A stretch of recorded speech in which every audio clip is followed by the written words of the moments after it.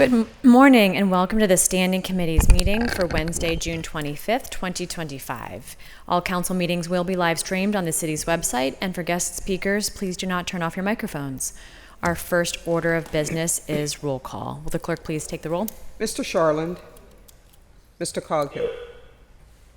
Mr. Coghill. Ms. Gross. Here. Mr. Lavelle. Here. Mr. Mosley. Mrs. Cal-Smith. Ms. Warwick. Here. Mr. Wilson. Here. Ms. Strasburger, Chair. Here. 6 members present. Thank you. Our next order of business is public comment. I would like to remind all speakers that the rules of council state that comments are limited to matters of concern, official action, or deliberation which are or may be before City Council. Profanity will not be permitted. Please state your name and neighborhood for the record. You will have 3 minutes to speak. Our first registered speaker is Dr. Ronald Lynn Miller.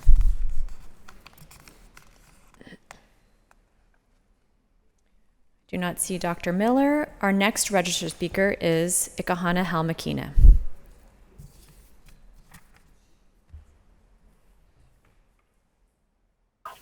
Greetings and good day. I am Chief Ikahana Halmakina. Thank you for allowing me to speak today. I would like to make a correction to what I stated yesterday. It's not the Freedom Family Farms that is in danger of being closed. It is Farmer Ebony who's being attacked by Councilman Lavelle and trying to extract her from the property that she so graciously has stewarded for the last several years and has contributed to the community. I would like him to reconsider giving that land to a developer when Farmer Ab has been stewarding that land for numerous years and giving food away to pregnant women and whoever needs it. Homeless people come to her and are given food so, they can eat. The requirement, food is a necessity.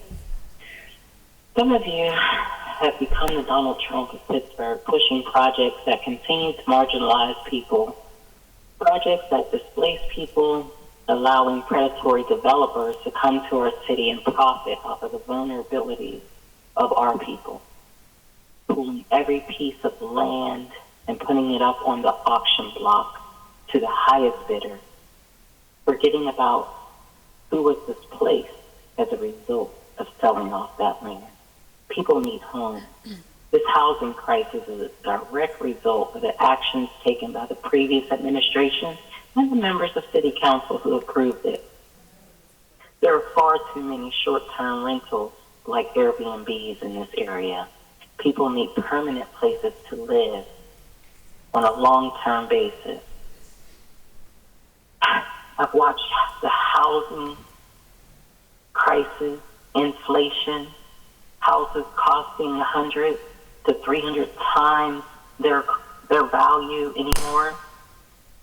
This is a new way of redlining, and we see you. We know what's going on. We want our city back.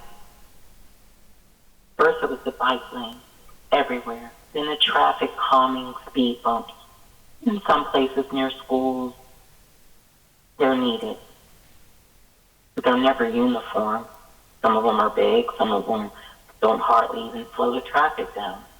So that I can tell there's not much thought that went into implementing them. I'm at my wit's end with all of these things. You all are getting rid of the very things that made this city unique. You've single-handedly given everything, all the land, over to a land bank. Land banks are wrong. And as I've stated on this council and this forum before, Martin Luther King had warned us about the city banks, the land. Thank you very much. Our next registered speaker is Chris Maury.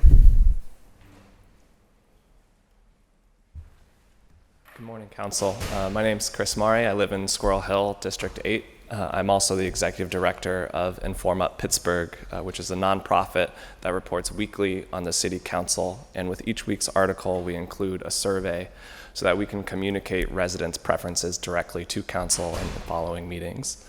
We've been reporting weekly since January and syndicate our content and our reporting to other neighborhood newspapers like the community homepage covering Hazelwood and surrounding neighborhoods. Our goal is to make it as easy as possible for the residents of Pittsburgh to engage effectively and directly with their council and elected officials. Breathe. This week, we have 51 survey respondents who provided their feedback on the issues discussed by council in the last week. And here we go. So with respect to the proposed changes to the building permitting process, 88% of respondents felt that it was very or extremely important to help expedite that process. And while 60% of respondents felt that the proposed changes would have a meaningful impact on those delays, 16% felt that there wouldn't be any meaningful impact. With respect to the city selling homes directly to residents, many respondents expressed concern that the residents who would meet the income requirements to participate in those sales wouldn't necessarily be able to afford or qualify for the financing necessary to invest in those properties to get them to a livable or market condition. 38% of respondents felt that the income requirement should be increased or removed altogether, while 28% felt that the current level was appropriate. 24% of respondents felt that that income requirement should be even lower. The full report with all of the survey respondents and long-form answers was submitted, and you should all have a copy. And hopefully we'll be back in a couple weeks with more responses. Thank you. Thank you very much. There being no further registered speakers, we will now take comments from those in the audience wishing to speak. Are there any speakers wishing to come to the podium?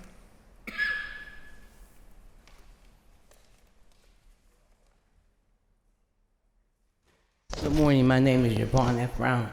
I live at 715 Mercer Street. That's the Katie Wervis high-rise at the top of Bedford Avenue. Now, yesterday, I don't see my councilman, but I did hear you on the phone. Councilman Lavelle, I'm thinking that when you sell property to these out-of-town companies, that you should consider the homeowners first. I'll use the example. At the top of Bedford is where you have that church. Well, behind there, I believe they took a Letty school and made apartments.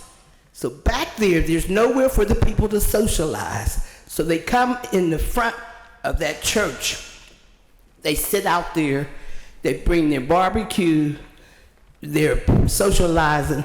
But what I want Mr. Lavelle to realize that there are homeowners that live there. They had the one man in the wheelchair took his shirt off and in his wheelchair went and sat in the homeowner's garage in the shade. Mr. Lavelle, I don't think you just thought that out right. Why would you have an apartment building and they have nowhere where they can sit and socialize? They have to come on to the main street, barbecuing and drinking and whatever. And there's homeowners. I'm talking about these people have been owning those homes for a while. And that does make a difference. You just have to think about it. When you're bringing in these companies, make sure you have a place that the people can sit and socialize. Why are they on the main street partying? I really feel sorry. I was a homeowner, and I know when a bunch of people come, what can you do? There's families that they have put back there, and they have nowhere to socialize. Also, I want to make a statement. I know Special Agent has said about Kim getting a $10,000 raise. Well, I feel that she deserves it. Anytime Yins get $86,000 for 2 days a week, that's all. Kim is dealing with 9 Yins, and also she's also over that whole unit. Kim has a degree, college, business management. So she's went to college to learn how to manage. Plus, if she's dealing with 9 Yins, and Yins are a handful, then she has to deal with her staff. She was cheated out before. When you took and made Kim, you didn't make Kim, you made the white woman who's gone. And she didn't have any secretarial skills or anything. I can't think of her name. And then she hired Miss Freeze. When I went back, well, I'm gone. Thank you very much. Next speaker, please.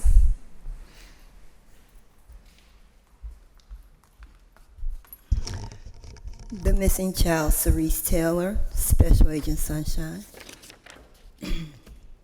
Lord, thank you for using me to fight the good fight. In Jesus' name. Can we win? Barack Obama, yes, we can.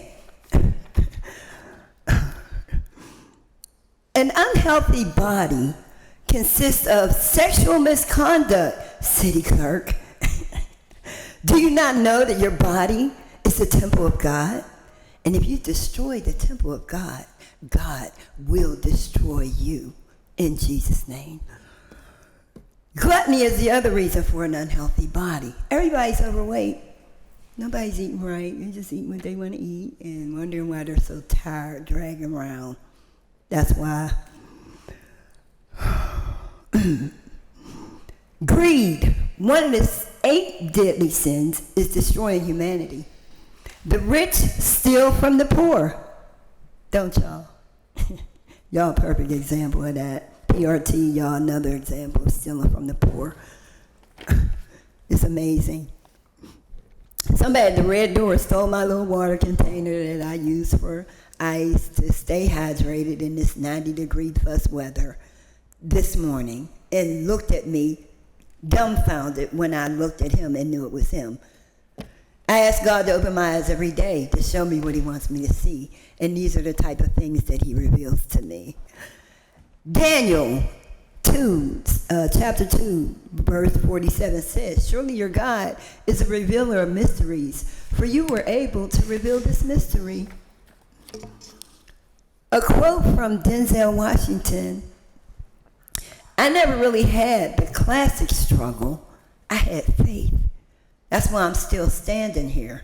No matter how much voodoo you do, no matter what you steal from me, you reap whatever you sow. That's what it says in the Bible. A lot of people don't live by what God said. I do, because I'm seeing the fruits of my labor. Though you may not see it, I do clearly. Another quote from Denzel, he said, I work hard for the audience. It's entertainment. I don't need validation. And I don't. No matter how much you try and block my gifts and talents, God put me on this platform to show the world that I'm still standing. In Jesus' name. That's why I'm still standing. God acts on behalf of those who wait for him. And in my waiting, I'm on this platform, I do a lot for him. I expose a lot, like the truth.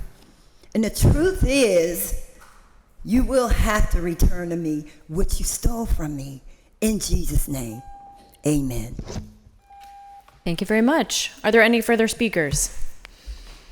Are there any further speakers? There being no further speakers, we will now move on to our standing committee's agenda. Our first committee is the Finance and Law Committee. New papers, Bill 1940.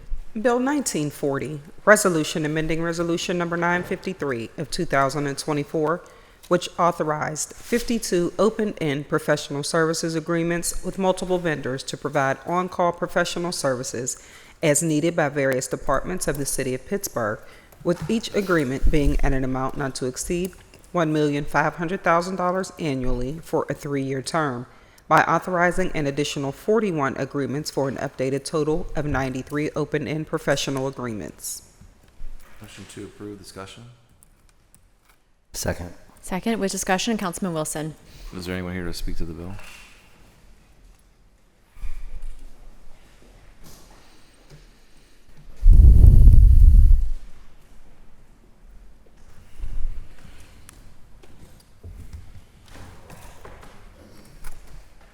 Not woken up yet. Joshua Lamondi, Office of Management and Budget. Jessica Nusser, Office of Management and Budget. Thanks for being here. Could you just walk us through what this is? Sure. So this is an amendment to our existing invitations to qualify, our ITQ master agreements.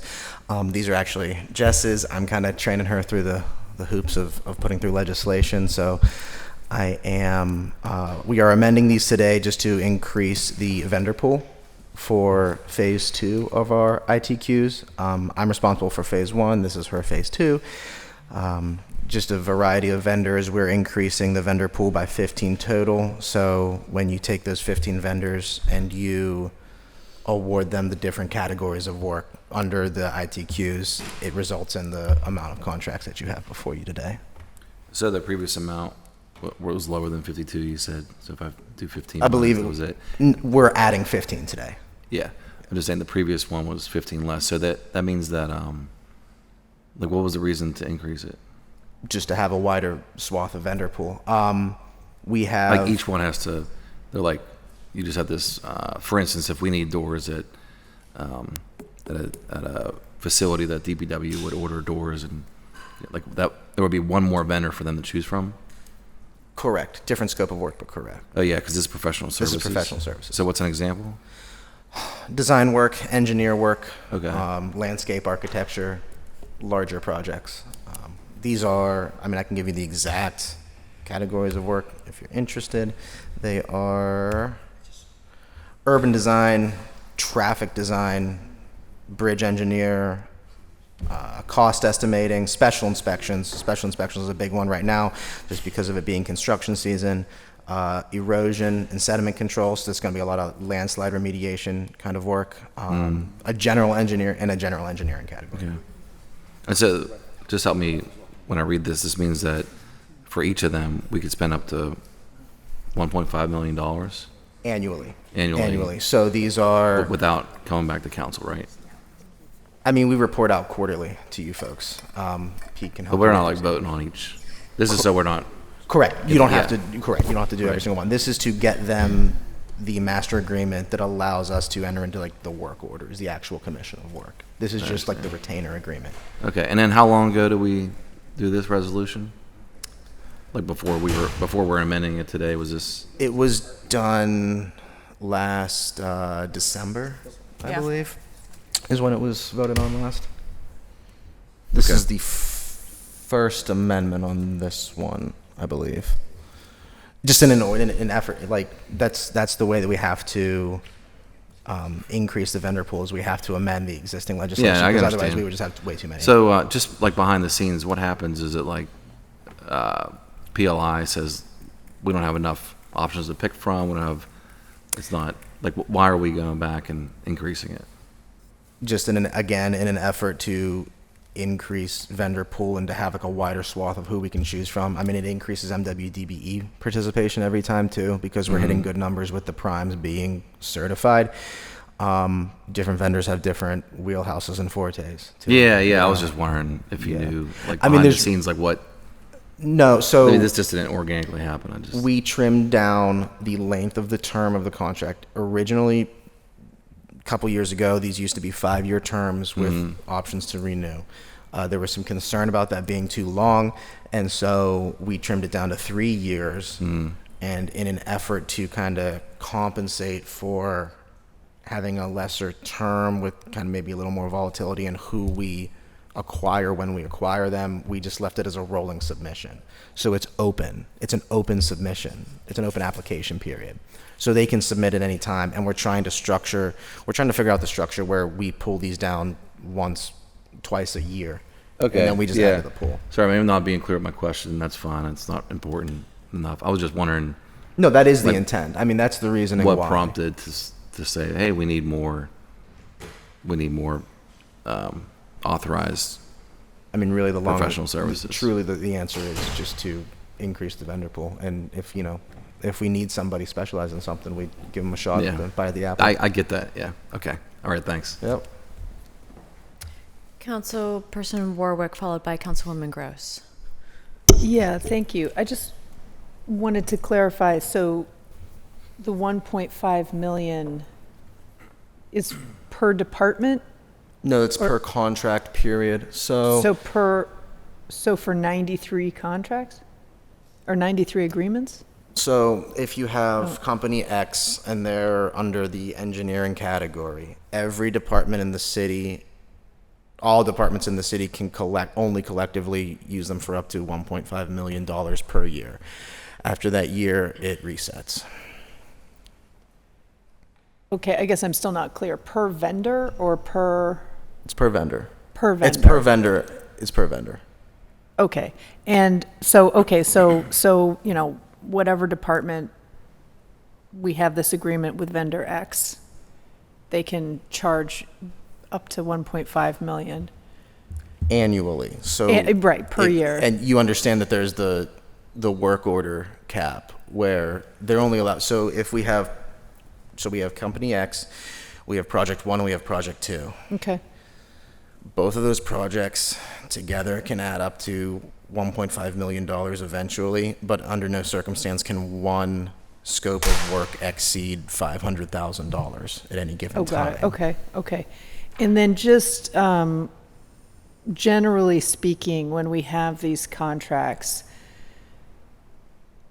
is there available, to OMB or to some, if they wanted to know, or the controller's office, like itemized, what they're charging for each piece, even though they're under contract, like for each piece of whatever it is that they're doing, like of breaking it out? We have, every work order is processed and stored. It's through DocuSign. It's been properly identified. Their cost estimates always have an itemized, like by deliverable, by task, by the hour. Okay. They have a full structured cost proposal. Okay, that's all. Thanks. Thank you. Councilwoman Gross. Thank you, Madam Chair. Sorry to make you do this, but I think it's important because council's goals, I think, are good here in creating the professional services on-call, basically, system, because if we were to there's so much public works work going on, and if we were, DOMI work, and if we were to put it out to RFPs, it would just go to like one giant company, because it would be just a massive request for a massive amount of work, and then you just end up with one of the big national firms doing all the parts of the work. So we've done this I think all the authorities were actually better at doing this initially, and then we've kind of caught up so that we can have smaller, more local, more diverse firms on call. But the way this is worded, that makes it sound like we're authorizing, we try to do the math in my head, like $60 million in just this one bill. Because $1.5 million for each of, it's 93 open-ended service agreements, so that's even more, right? So it's like, looks like we're authorizing up to like $200 million of work in 1 year. That's the structure of resolutions. If you have another way that you would like your resolution worded, I'm happy to do that. Maybe you could explain that it isn't $200 million of work just this year. Or is it? It's not $200 million worth of work. No, And how is it not $200 million worth of work? Because we never cap out 93 of our contracts at $200 million worth of work. And what keeps you from capping them out? The budget. The budget is the answer, right? And so for the public to know, these are only able to be authorized if council has authorized the work in the capital budgets, line by line, basically, right? There, you go line by line, pretty much. Is that a question? Is that yes. You're telling them, you're here as the administrator of these contracts, and so you're explaining to the public how you administrate them. So what is your question, Councilwoman? For the record, how is it that you administrate these? In what sense? Would you like to know about how we solicit them, how we verify funds? Would you like to know how we execute them through DocuSign? In what sense? That sounds great. Give us a synopsis. Of all of it. That's what a synopsis is, a kind of short summary. There's no short summary here. We have a rolling invitation to qualify for master agreements. They are bid out online through OpenGov, our public solicitation portal. They are evaluated by members of Public Works, Office of the DOMI office, PLI, as well as other using departments. Sometimes planning is involved as well. Those experts then sign off and verify who they would like to choose and have on call for those projects, for those master agreements. At that point, they are awarded a master agreement. It acts as a retainer agreement. It allows us to call on them for emergent and non-emergent sets of work that would otherwise, like you said, have to contract it out through an RFP process, which would be much more lengthy, much more drawn out, and may not deliver the services that the citizens need on time. At that point, then myself and my other sourcing specialists will assemble the contracts with the contract documents. We will put them into DocuSign. They are executed, at which point they are publicly available via open book for all the citizens to look up.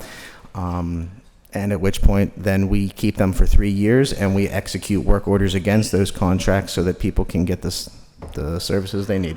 I think that was an excellent synopsis. And also, it's 93 different firms, but as you said, there are multiple contracts for each firm. I'm sorry, when I try to look at people, these microphones, I have to I'm not tall enough to look over the microphones.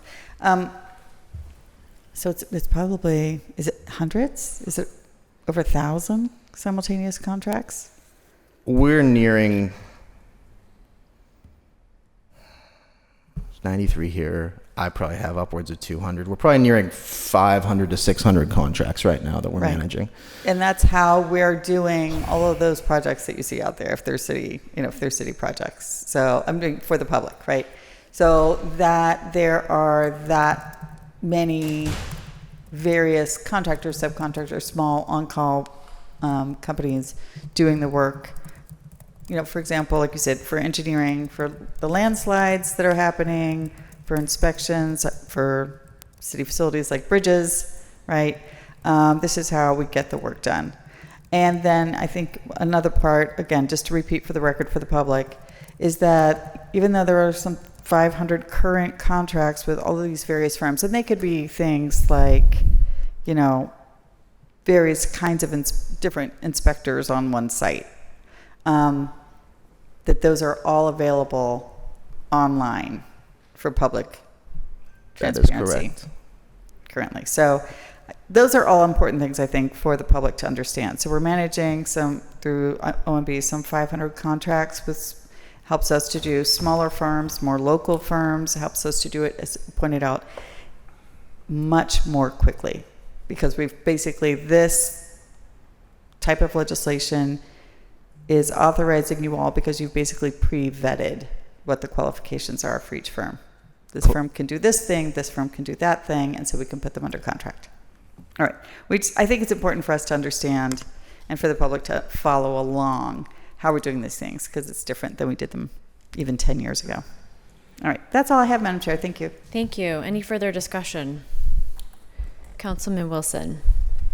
I just want to, if you could follow up on the question that I had about, once again, I don't think it's a huge deal, but sure. Just after the meeting, if you could look into what information we know now that we didn't know when we first did this as to why we're increasing the pool. Why we're coming back and amending to increase the pool. I'm just... Sure, I can look I just want to know the backstory if there's a department that had... I'm always interested in, sure, the backstory of why... the reason why we're doing something, so... Thank you. Mm-hmm. Thank you. Further discussion? Seeing none, all those in favor of Bill 1940, please indicate by saying aye. Aye. Aye. Affirmative recommendation. Bill 1941. Bill 1941, Resolution amending Resolution 954 of 2024, which authorized 52 open-end professional services agreements with multiple vendors to provide on-call professional services as needed by the various departments of the City of Pittsburgh, with each agreement being at an amount not to exceed $750,000 annually for a 3-year term, by authorizing an additional 41 agreements for an updated total of 93 open-end professional services agreements. Motion to approve discussion. Second. Discussion, Councilman Wilson. What's the difference between the two bills? Smalls and mediums. So this is Oh, I understand. 150 to 750. And 750. Or so these are the 1.5 to smalls. 750. Yes, so these are the smalls. These are going to be the smaller category, 750 annually, $100,000 per scope. Thanks. Any further discussion? Seeing none, all those in favor of Bill 1940, please indicate by saying aye. 1941, pardon me. Aye. Aye. Affirmative recommendation. That moves us on to invoices. Thank you very much. Is there a motion on invoices? So moved. Second. Discussion? Seeing none, all those in favor of invoices, please say aye. Aye. Aye. Invoices are approved. That moves us on to interdepartmental transfers. Is there a motion? Motion to approve. Second. Discussion? Seeing none, all those in favor of interdepartmental transfers, please indicate by saying aye. Aye. Aye. That moves us on to P cards. Is there a motion on P cards? So moved. Second. Discussion? Seeing none, all those in favor of P cards, please indicate by saying aye. Aye. Aye. P cards are approved. That moves us on to Public Safety and Wellness Committee chaired by Councilman Coghill. Bill 1956, ordinance repealing and reenacting the Pittsburgh Code Title II Fiscal, Article 5, Special Funds, Chapter 237, Stop the Violence Fund, to restructure the chapter, further set forth the steering committee, and to define community-based organizations, extreme need or high need community, and to establish guidelines for disbursement of funds. Motion to hold for 1 week. Second. Discussion? Seeing none, all those in favor of one-week hold for Bill 1956, please indicate by saying aye. Aye. Bill will be held for 1 week. Public Works and Infrastructure Committee chaired by Councilperson Warwick.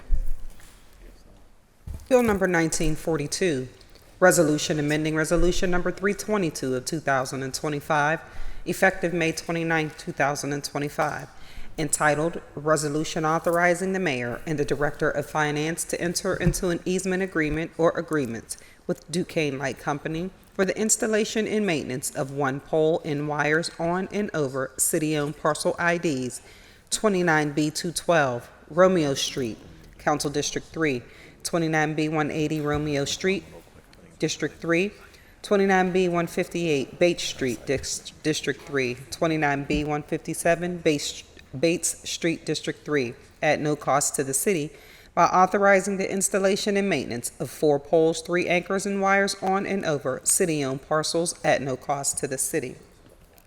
Motion to approve. Second. Discussion? Seeing none, all those in favor of Bill 1942, please indicate by saying aye. Aye. Aye. Affirmative recommendation, Bill 1943. Bill 1943, resolution authorizing the mayor, the director of the Office of Management and Budget, and the director of the Department of City Planning to apply for grant funding from the Pennsylvania Department of Community and Economic Development's Pennsylvania Strategic Investments to Enhance Sites program to provide funding for planning around the Sheridan bus station. The grant proposal includes an ask of $250,000 for this stated purpose. Motion to approve. Second. Discussion? Oh, yeah, wait. Wait. I apologize. This is them going after that grant for the site control. Yeah. I actually think that they should wait and talk to the community before they do it. Yeah. Motion to hold. Second. Thank you. Is there a motion to hold for a certain number of weeks? No, a motion to hold until a public meeting with the community in Sheridan is held. I think they should send a meeting with the community before they start applying for grants and doing things without talking to the community. Then they say they have the grant money, so they have to use the grant money. So, no, We meet need with a- the community first. Motion to hold for For a 5 public weeks? meeting. Yeah, do you want to say a public hearing? Public hearing? Okay. Motion to hold for public hearing, second. Discussion? Seeing none, all those in favor of holding Bill 1943 for a public hearing, Thank you. please indicate by saying aye. I mean, I just, aye. I just want to be very clear that we had a meeting about the Sheridan Busway, and I did talk to the assistant director, and part personally, I think it's okay if they work through this, but the community at that first meeting was adamant that they did not want anything on that busway. They did not want us doing any type of development. It's a lot of, I think it's a lot of communication that has to happen, and a lot of respect for the residents there, because they have been dumped on so many times. They don't trust anybody to just come in and make decisions for them. So I don't care if it is.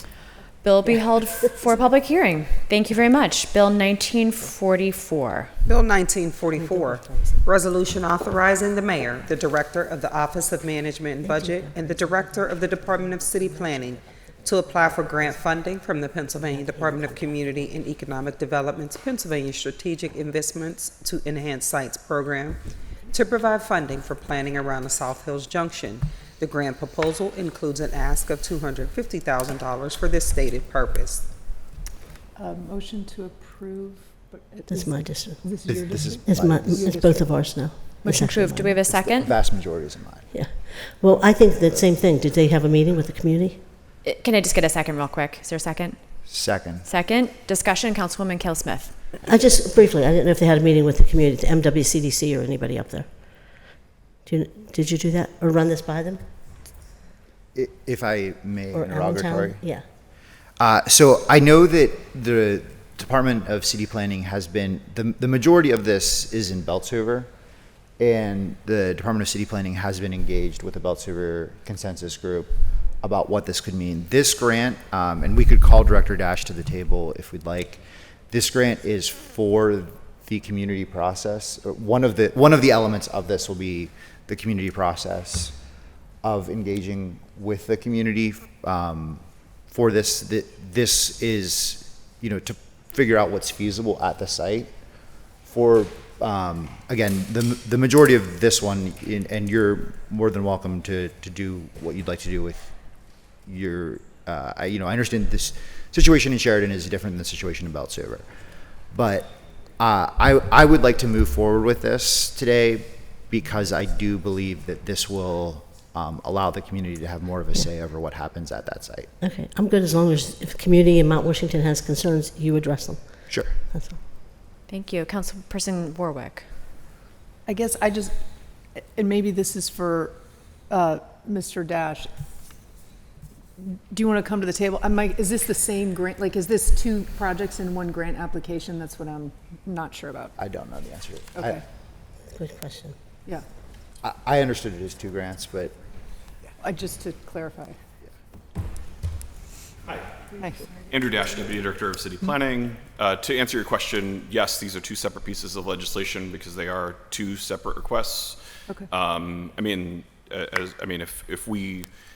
If council doesn't pass this, we have to have approval of this to be able to submit the grant. So the grant deadline, for this package is June 30th. We did speak to the council members that were in the districts affected and have spoken to community organizations to make them aware of this as again, just grant funding that we're looking to apply for, where the intention is that if we receive the funding, we'd be able to have a much more robust community process, also have financial feasibility and other things to actually look at how the program itself is to bring sites to a place of development. And this specific legislation relative to South Hills Junction is focused on city and URA owned property, which are primarily or almost exclusively in the Beltshoover and Allentown neighborhoods, where even though the South Hills Junction site that is owned by PRT is within the Mount Washington neighborhood.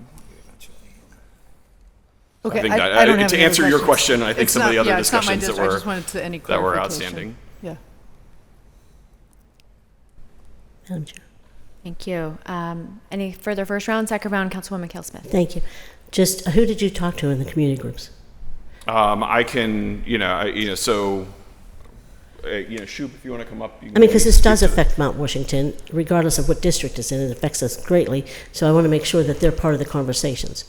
Yeah, and so all since all of the sites were in the Beltshoover neighborhood, our engagement has been primarily with the Beltshoover consensus group.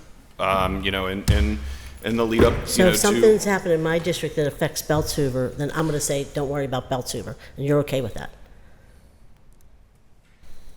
I mean, I think that when we undergo, so I just want to make sure we're clear, because the line is going to be the same for my district as it is for somebody else's. So if it's okay to ignore my district, because even though they'll be affected, then it's going to be okay to ignore the others. and maybe if I just back up a step, the reason that the reason that we approached applying for these two grants was that this had come out of, the city had recommended and taken to Planning Commission proposed rezonings around, 3 TOD sites: Heron Station, South Hills Junction, and Sheridan Station. So in the discussions around South Hills Junction and Sheridan Station, there were conversations with a number of different community organizations, including at South Hills Junction, both Mount Washington, Belts Hoover, and Allentown organizations. We paused those.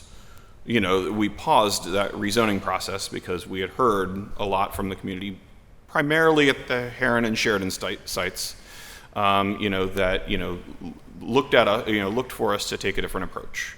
And so, the approach that we're trying to receive this grant funding to move forward is looking at publicly owned sites and being able to look at opportunities to have a community process, as well as further, kind of design and economic study to understand what a feasible development could look like at those sites. So when we transitioned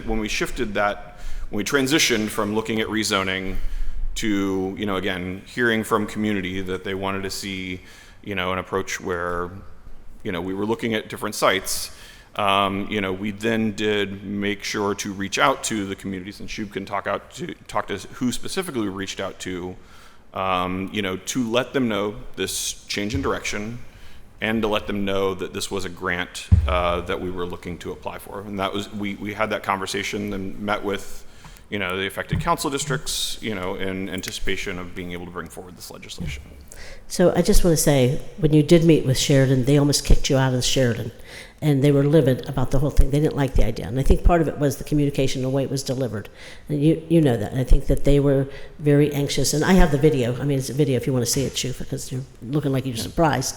But they were very angry about the whole idea of the transit-oriented development, because I think we started off immediately talking about affordability and affordable housing, and Sheridan's tired of being dumped on. They feel like they have more than their share of affordability, and they do. And every study says that they have more than their share. And they've actually been saturated, which is actually against the law, that they saturate the community with housing authority properties. And so they want some investment that's other than housing. They want a store.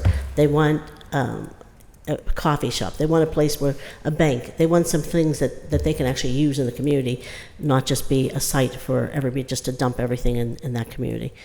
And so that's why they were so angry at that meeting, because they have several times now, anytime the government's gotten involved in Sheridan, they destroyed it. They didn't make it better. They've ruined things every single time. And this has been going on for decades.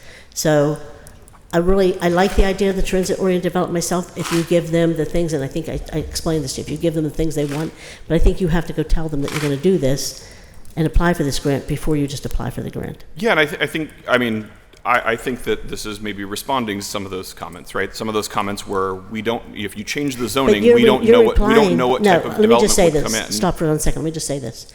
You're replying, but you didn't have that conversation to the community and say, we're going to go apply, this is what we'll include, this is what we'll do. There was not a follow-up with them. There was not a follow-up.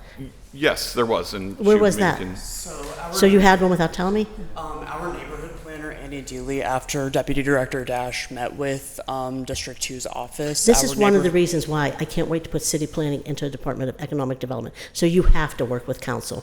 But go ahead. Our neighborhood planner did speak with the Sheridan Community Council and Jasmine Nairi about our intention to submit this grant, and they are aware. So who did you speak to? Who did she speak to? I'm not exactly sure, because that's, okay, again, I want Andy that Dooley's answer before next week. I want to know who she spoke to. Okay. Before next week. We can. And it's Jasmine Nairi Campus, just so you know. They are a nonprofit to help their organization. It was at the URA's recommendation that they became a nonprofit. They're not involved in Sheridan community other than their program and their project. So they are a RCO, which is another issue we have to address. Those RCOs need to be paused until we think them through a little bit better. And but I'm not going to hold my colleagues up, but I'm just going to say that's if you're wondering why, that's where I am. Go back and talk to my community and make sure I know that you've talked to them. Thank you. Thank you. Any further discussion? Seeing none, is your wish to vote it and get answers next week, before next week, Councilwoman? For the one in, I don't want to stop Councilman Charlin's district. Okay, thank you. Was there additional discussion, Councilperson Warwick?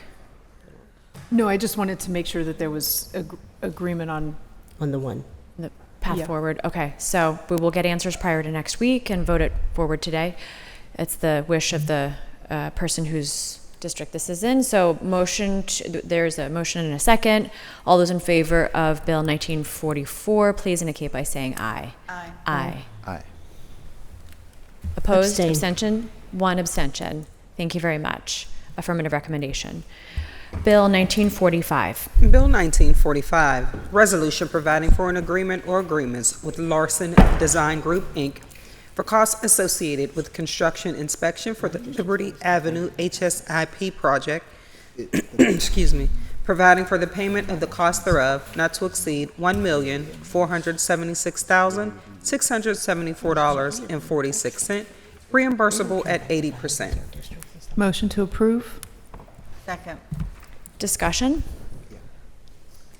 Seeing none, all those in favor of Bill 1945, please indicate by saying aye. Aye. Aye. Affirmative recommendation. Bill 1946. Bill 1946, resolution providing for a supplemental agreement or agreements with Alfred Benesch and Company for costs associated with the preliminary engineering phase of the Swinburne Bridge replacement project, providing for the payment of the cost thereof not to exceed $1,308,284.86, an increase of $477,712.39 from the previously executed agreement, reimbursable at 95%. Oh, sorry, motion to approve, brief discussion. Is there a second? Brief discussion. Councilperson Warwick. Yeah. Yeah, sure, thanks.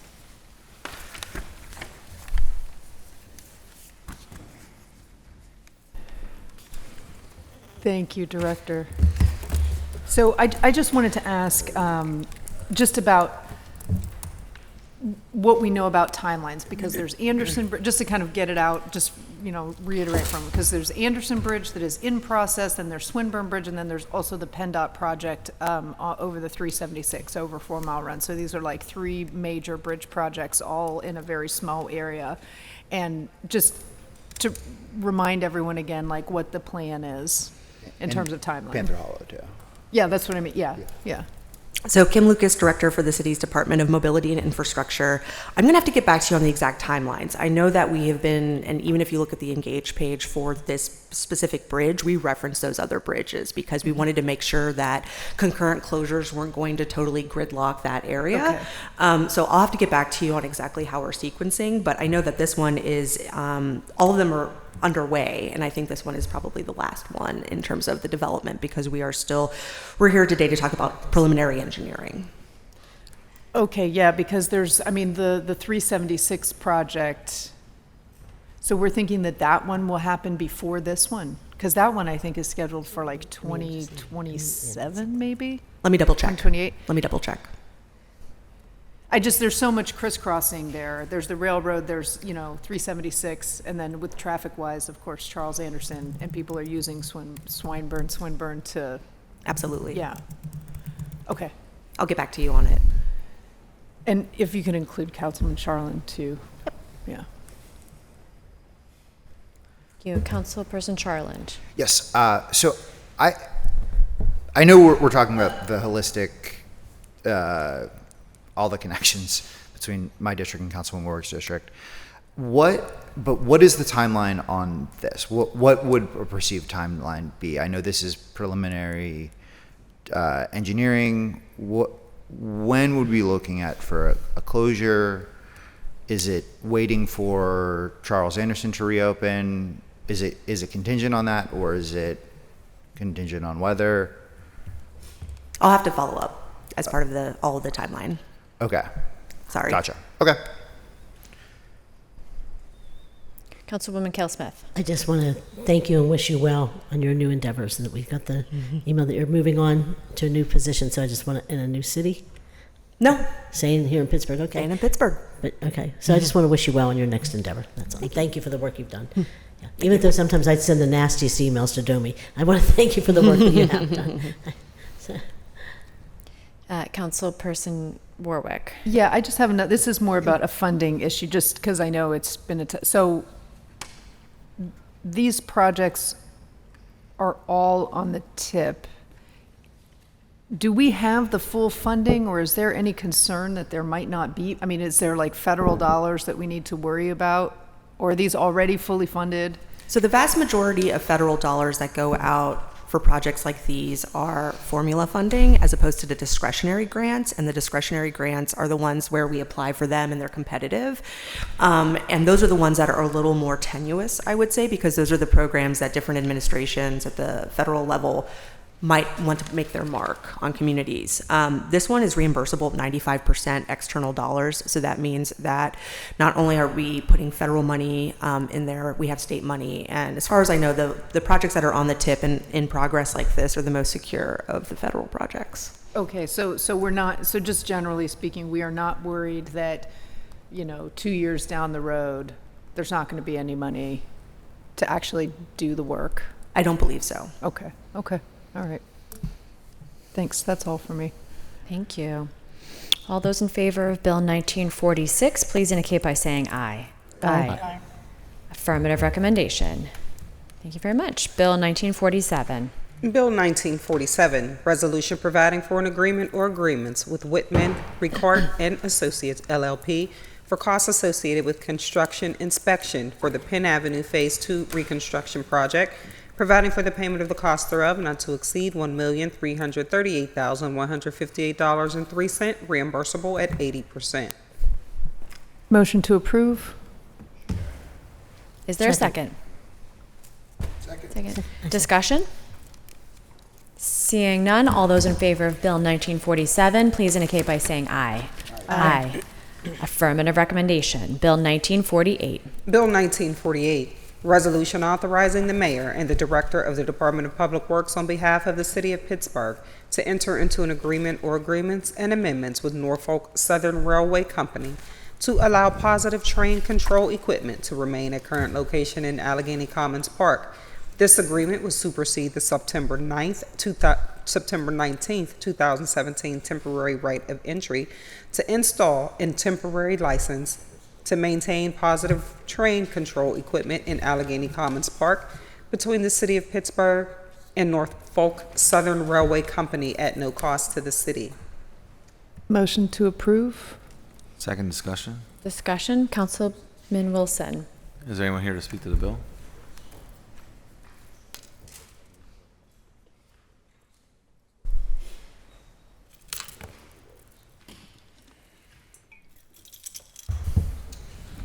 Chris Weinstein, Director of Public Works. Hi, Director. Could you give me a rundown on the bill? Yeah, absolutely. So as it states, this relates to railroad equipment. So that railroad equipment is currently in the park, is necessary for the safe operation of the railroad. We understood going into the process that the community might not necessarily like it in its current location.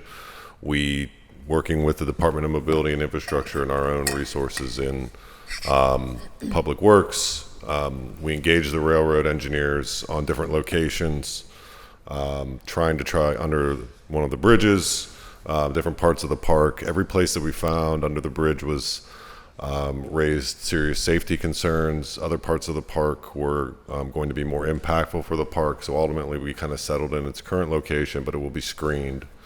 So, that won't be visible for park users. Okay. Who's in charge of the screening? That is part of the agreement. Part of the agreement. Yeah. Okay. And this is, I'm trying to read, this is what type of equipment is this in the, I don't see it in the. Positive rail control. I believe I would classify that as like signalization equipment that just tells the railroad where cars are and how that's going. What does it look like? Just like a big large box, silver box. Yeah. And where's it currently? Is it on the side of the lake or the other side? Honestly, I don't have the good answer. It'll just stay there. Yeah, same location. Same location. Yeah, they'll update. Is it bigger or smaller? To my knowledge, it's roughly the same size. Okay. And there is screening currently or no? No. No, Okay. as part of this, it will be screened. All right, thanks. Thanks for working on that. Thank you, Councilwoman Gross, followed by Councilwoman Kale-Smith.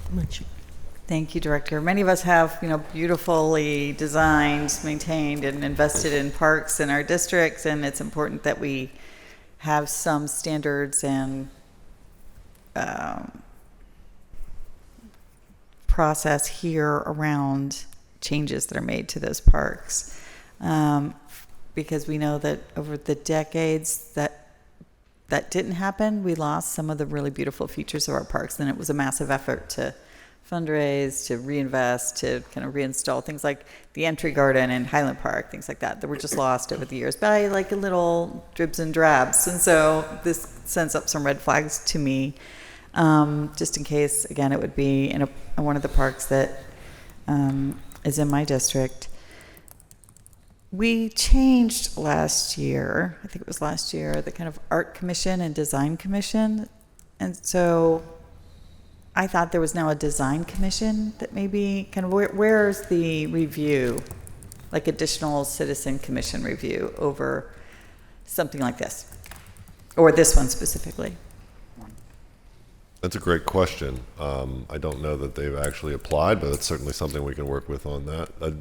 I do note that the Department of Mobility and Infrastructure, because the railroad improvements were also touching bridges, they were kind of what I will call the point person for all of the railroad improvements in that project. My staff got engaged on these issues where there's the pedestrian bridge that used to exist over that section of Allegheny Commons. So it's certainly something I'm willing to look into and recommend that there be additional public review on. Even though we have an obligation to protect public safety and to work with, utilities and railroads and things like that, I think we have a shared responsibility, again, to protect our own assets. And, a park is one of those kinds of assets. So, it's not the bill in front of us, but I'm reminded of like the 30-foot wide new kind of high voltage utility poles cutting through the hillside of the reservoir in Highland Park. Now, more on the DPW backstage part, but still very visible from some vistas. That we have, we're allowing these uses on our park. And so we can, I think, negotiate and should negotiate better to what it looks like and how it impacts the public's use and pleasure in the parks. Otherwise, it's not really a park, is it? Right? If it's just the same as any city street, then it's not really a place where you can restore and recreate and all those kinds of things. So, it's not my district here, and I don't know the details of this one, but I think it might behoove council to explore putting some design standards in place and not just deferring to one of these commissions. And that is something cities do right now around like 5G towers and the kind of weird installations. We've done it here on zoning around, even private property, allowing small cell antennas on the rooftops, and other cities have standards where they have to be disguised or screened so that they don't look up. I always think they look like a man's like crew cut haircut on the top of buildings, where you see like a dozen or several dozen of these little things sticking up all over a rooftop, and it changes the view. So those are just some disassociated thoughts here for this one, but I think it does. We're getting to a point where there's so much construction, there's so much change in infrastructure, and there's so many, even the new technologies. I think it's a topic that we need to update ourselves at the council level instead of just kind of deferring to administrative control. So I'm happy to support the bill here if the council person does, but it does throw up a red flag for me. Appreciate it. Thank you, Madam Chair. Thank you. Councilwoman Kale-Smith. Thank you. I first want to thank you, Director, for attending the meeting last night in Sheridan, which was really well attended. It was a good way for people to learn how to communicate with the public. So thank you very much for you, Director McDevitt, and Chip Gall, for attending the meeting yesterday. I think that the residents, after you left, they understood, the decisions you have to make and how you have to make them. And so I appreciate you taking the time to explain that to a lot of people. So thank you for that. Secondly, just separate, when you're talking about parks, I just want to ask, do we have like a capacity at parks, and do we enforce those? I want to be honest, because I've heard a lot about the Juneteenth celebration this week, and the crowd was so large, and I'm a big Juneteenth and B Marshall supporter, but I also understand what it's like to have something in the middle of your neighborhood, and I'm just wondering, is there a capacity at our parks? Do you know? And is there the noise level enforced after a certain hour in the parks, even with big events? I just wonder if you know those things. If you could just send me an email with that information. I don't expect you to know it offhand. Yeah. We work with our public safety partners, park rangers, police, on some of those enforcement issues for the larger events. Certainly, I think what happened with the Juneteenth events is certainly in our deep review as to how this exactly got to the situation that it is. I think it's of grave concern for the public that an event could be hosted like that. But again, that's something that we coordinate on the back end, and we do have capacity for managing those things. And by and large, all of the large events that we host are, I think, well managed. And that seemed like an outlier of an event, but we take those things very seriously. And I do want to say, I think all of his events have been, for the most part, up until this recent one, without any incidents, without any trouble. So I think that they do a great job in hosting large crowds and a really good and important event for the city of Pittsburgh. But I do understand sometimes some areas can't handle the capacity or the noise levels or something, more of a residential area but I was happy to see people from the condos or whatever that is next to the park coming out and enjoying the event. I was happy to see them do that. But I can imagine having that large of a crowd outside your door with a lot of music might be challenging. So I'm just wondering what we have in place to make sure that we're helping make sure these events happen, but helping to protect the residents too. Yeah, and we work with the special events committee on that. So that gets well reviewed now. Okay. We're still, reconstructing the timeline. I was off on vacation when that happened, so I'm still working with my staff to kind of exactly understand how we got to that particular point. But in most of the cases, all of those community concerns, I think the folks in the Special Events Committee with Public Safety with us do a great job of insulating residents from the really negative impacts of some of those events. Previous events that they've had in the past at Mellon Park have been outstanding, did not have that impact. So really it's kind of understanding how they got to that point. But we definitely is in our review, and we're taking that very seriously. Okay. I'm just going to keep advocating for that large place. I keep saying that we need for young people to play ball and have events and do things that people like without it impeding upon the public. There's got to be land somewhere where we can do something that would be magnificent for the city and attract young people to it. So, and us old people. Thank you. So we have Councilwoman Warwick, Councilwoman Gross. Yeah, just since it came up, because I had a question about, my understanding is there was an issue with the baseball field and that 14th Ward baseball is not able to use the field. That's correct. Damage from the event. Right. So I just because it came up, are we going to try and figure out other field space for them to use to wrap up their season? We're working with them Okay. as best we can to mitigate that situation. It's really, really, again, we're totally unfortunate circumstance. Got it. Okay. Thanks. Thank you. Councilwoman Gross. Thank you. I am following up more on Councilwoman Smith's questioning. I also have events in my district that are enthusiastically popular with the general public, but have complaints from your neighbors that were permitted by special events. They were loud, they were unexpected, they were in the evening. So I think we do need to explore better how to navigate that. There should be some kind of approval process. I have some that involve street closures, and then I have other ones that are in City Park. And again, they're very popular with the general public.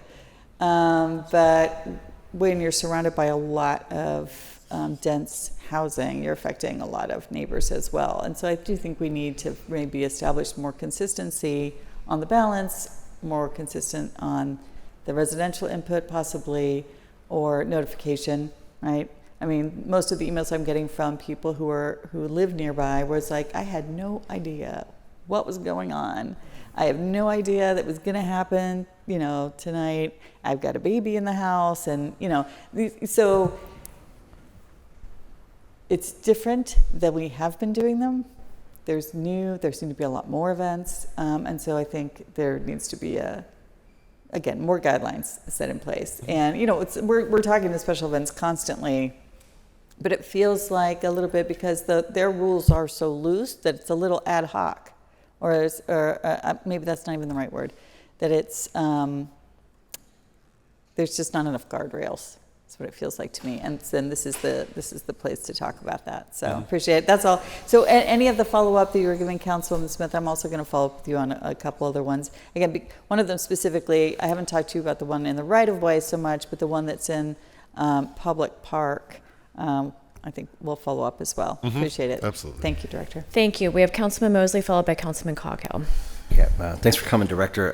Just kind of piggybacking off of Councilwoman Warwick, I represent part of the 14th Ward as well, and the 14th Ward are the rivals of the baseball team I coached for many years, the Squirrel Hill Squirrels. So I'm very familiar, and obviously very familiar with Mellon Park. I did just not to turn this into a different kind of meeting, but is there an assessment on when Mellon Park will be playable again? I mean, as soon as possible. Our staff's actively working on fixing it up. As probably many people noted from videos that were available online, the level of trash that was left behind was just absolutely outstanding. There is also concerns that we have over how some of the stormwater infrastructure may have been addressed, so we're going to have to do additional cleanouts there. So but all of that we're trying to return the field to playable condition as soon as possible. Is there right now estimated dollar amount on the damage? It's definitely five figures. I'll as we gather more information from vendors that were asking us to support, contractors that were asking us to support us in some of this stuff, I'll have a more definitive amount as work gets come in. But it's definitely a five-figure amount. Okay, and I definitely like to tag team with my colleagues, Councilwoman Kel Smith and Councilwoman Gross was just talking about some of the issues around permitting. Me and Councilwoman Strasburger, who kind of tag team our representation of Mellon Park, have, worked tirelessly over the last 5 months. Leading up to this past weekend, talking with residents, and we even ran into that one issue where in the permit at Mellon Park does not allow amplified sound. Like we have a permit, but it's not in the city ordinance, so the city police can't even enforce the permit. Their hands are tied. So it's like some things like that. I think we need to work through around the timing, and I know we still have some meetings upcoming, probably for the next few weeks, if not for the next couple months, with residents, in Point Breeze in the aftermath of this past weekend, and trying to, continue to provide spaces so folks can have celebratory gatherings, but at the same time, mitigate the impact on residential areas that are in close proximity. But thank you for your time. I just want to mention that. Looking forward to following up on those issues. I appreciate the comments, and again, like the public's feedback here is critical. I think there's a balance that needs to be struck. This crossed that balance, and so there was a lot of negative impact to the neighborhood, and noise, and vehicular traffic, and the damage to the park. And so we're all taking that into consideration as we make our repairs, and we're happy to give recommendations to council on that when we have a full picture, full scope of the impact. Thank you, Councilman Coghill, and then I'd like to say a few things as well. Thank you, Madam Chair. Director, let me, my curiosity is piqued. What is the damage at the field? Is it from the foot traffic? Was it wet? And I mean, what is it was from staging of food vendors. So it was large vehicles. And, due to the preponderance of the rain, the heavy Vehicles rains that pulling happened on the last field, and everything, it yeah. just So it large needs, ruts. it needs Vehicles dragged were to stuck. say the very least, right? Not just dragged. I mean, there's huge ruts in the outfield. It's basically not playable. Right. So it's just a tremendous amount of damage. Yeah. Who's responsible for that? Well, right now we are repairing, but as we're going to work through. So we're going to do it in house. We're going to fix it as soon as possible, but we're tracking all those costs, and we'll come up with a plan of action in terms of responsibility. Okay. This is also not pertaining to this bill, but while I have you here, and I'd just like to get it on record. In Councilwoman Kill Smith's district, the Salt Dome on Route 51, I understand there was a big conglomerate of people there yesterday. Is that moving forward as to replacing that? Right? Yeah, I mean, that's definitely a project. I mean, I have to look at it every day. I'm just looking to get that thing. I know. No, it's yeah, Councilwoman's absolutely. district, right? Yeah, absolutely. It's on the schedule to replace. Meters. It's a sensitive. You can have it. It's a sensitive timeline. I'll follow Okay, I back just up thought with there you was on people there, a conglomerate of 8 or 10 people that were inside the dome, kind of Mhm. inspecting it, I guess. So I didn't know if. So you're saying that had nothing to do with, or you don't know if that had anything to do with the replacement? Honestly, of it? I don't know if that has to do with the replacement or not. It wouldn't surprise me. We do need to be going out to bid to that soon, but I'll follow up Got it. with you. Okay, that's in fine. your office on that project. That's fine. I was hoping that's, getting underway. The 4th Division, the project is moving into a different direction today. They're pouring 170 yards of concrete for the footer, so that's moving. I'm glad to hear that. I'll tell you the biggest,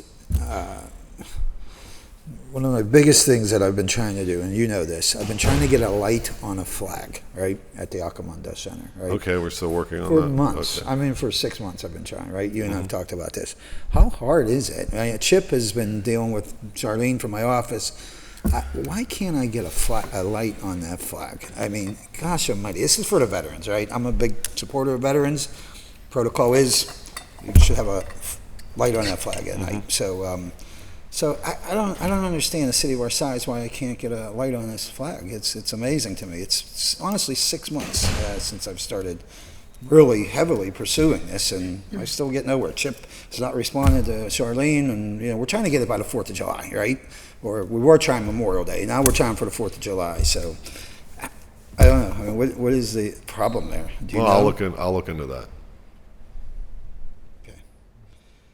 Okay, that's it, Madam Chair. Thanks. Thank you. I just wanted to say a few words real quick before we moved on, because although not the topic of this bill, it was brought up, so I also wanted to add on to what Councilman Mosley was discussing about Juneteenth. I mean, I attended. It was a very joyous time. It was a great festival, and too big for the park that it was in as a temporary relocation from downtown. So I also just wanted to say that I know that there are really involved community members who are also exploring what other cities do. Not that we need to fully and this is not your job. It's film and events management in part, but I know you take a part because then you do your team engages in the cleanup and the restoration. But I would like to take a larger and more comprehensive look at how our review is, our special events committee and our review is managed. I mean, it would be easier for that committee if there were data-driven metrics that they can use to ascertain whether an event is going to be not just too big for a certain area, but the ancillary impacts, the noise, the traffic, right? Like, how can they assess in a more data-informed way whether they can say yes or no, so that there isn't, perceived discrimination, so that it isn't overly political. I don't think council members should be making those calls, but I would like to be part of the solution for determining that and how those decisions are made.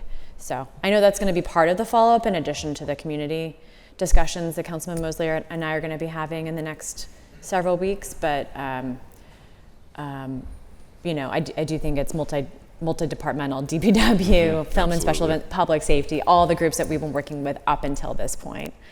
And thank you to your crews. Big thank you to your crews for the work after the fact. Hopefully we can recoup those costs. Yeah, absolutely. And yeah, they've been, that division, Frick division, they've been outstanding in their efforts to clean it up, and particularly in this heat. So many thanks to them because they've just done an unbelievable job. Thank you. Okay.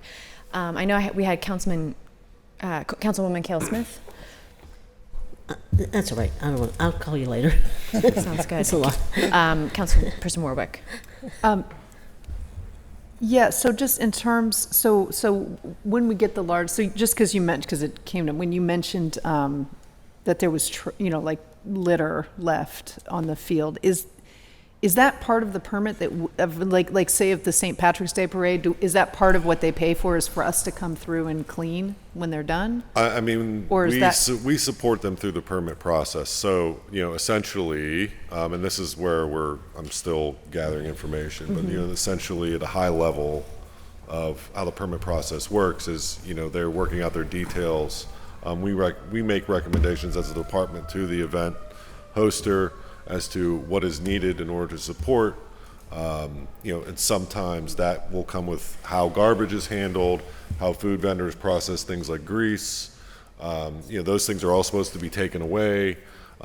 If they need assistance, we provide the assistance. In this case, once we realized what was happening, we tried to provide additional resources to the event hoster to help mitigate the garbage. But I mean, it just, again, I think to the council person's point, it was an event that was too large for the park that it was in, and I think we all realized that after the fact. So I welcome those conversations. But yeah, that is every event that comes through the Special Events Committee comes with plans on how waste is managed, recycling is managed. Special disposal or off-site disposal of certain items like grease that might be coming from like food vendors, things like that, including cloud control. All those details are kind of handled as a back and forth dialogue between the event hoster and the departments in terms of what we feel is needed and what the event hoster is going to provide. Okay, yeah, I mean, I was just kind of, but generally, I mean, even just say you permit out a shelter, right, in a park for a birthday party or something like that, right? Yeah. I mean, my understanding, the expectation is that you leave it clean, right? Yes, that absolutely. you leave the place clean Yeah, that you found. Like, we clean it, like you get a clean space, that's what we provide as the city, and with the expectation that you leave a clean space when you go. Yeah, absolutely, and we do enforce that on those permits, but that is always the expectation. So do we enforce that? Is there a mechanism? I mean, I've always kind of wondered about that. Like if somebody were, like, let's say I rented a shelter and left a big mess, is there some kind of recourse to that? There are some recourses that we use in that particular process. We withhold the deposit. We have a security deposit that we use for the shelters. Oh, okay. So we withhold the security deposit if it's been, sufficiently trashed, okay, if you will. But yeah, I think that's the reasonable expectation that we have of anybody of renting a city facility, park of any size event, is that they're going to clean up after themselves. But sometimes those folks, the larger the event, the more complicated that gets. So we do provide some assistance, okay, some resources if it's needed to help further our goals. So like we'll provide, in some instances, we'll provide like the cardboard garbage cans and stuff like that to help facilitate the pickup.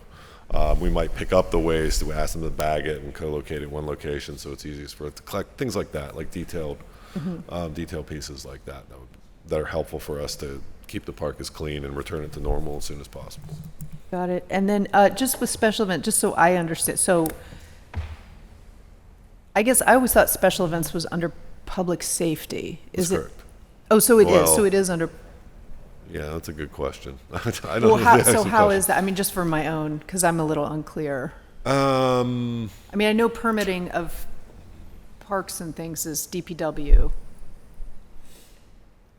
If I may, yeah, please. Yeah. There's the internal special events that we handle that are under city parks, and then external events that is film and event management that is under public safety. Yeah. And then the permitting of shelters is DPW. It's DPW. Okay, so like a large parade, though, say like the St. Patrick's Day Parade or Picklesburg, that would be external events. Film and event management. Public Brian safety. Cates. Okay.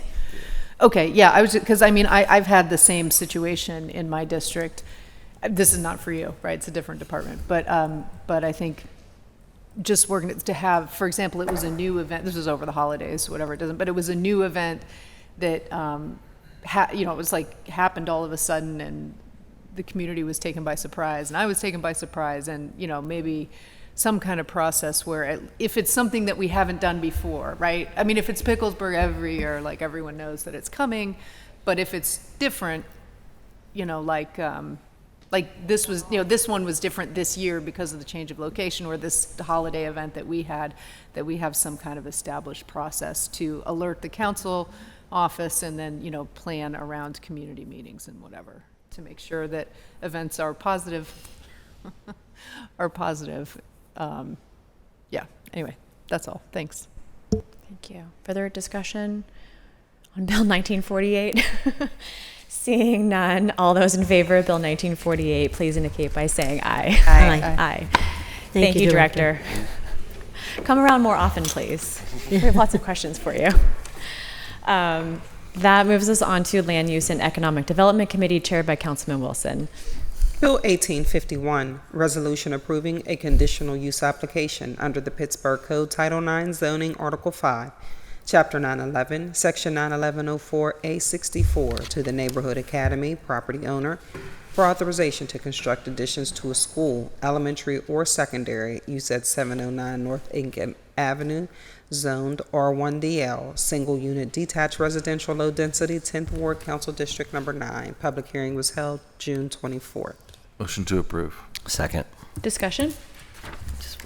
Councilman Mosley. Just really brief. I just want to commend Dr. Anthony Williams from the Neighborhood Academy. By all accounts, I hear nothing but amazing things that institution is doing.